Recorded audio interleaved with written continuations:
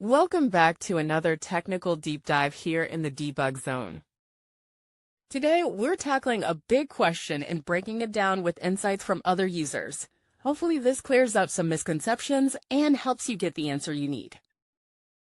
So buckle up, stay a little curious, and let's jump right in.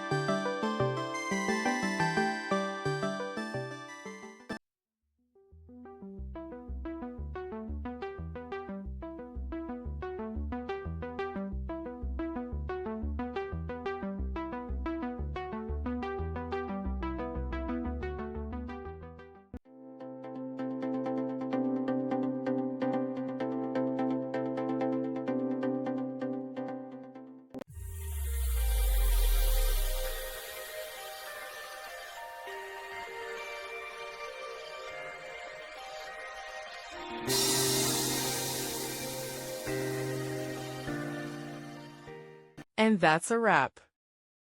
I hope you found the answer you were looking for. If you did, take a second to hit that subscribe button. It really helps out. And let me know in the comments which solution worked best for you. See you next time in the debug zone.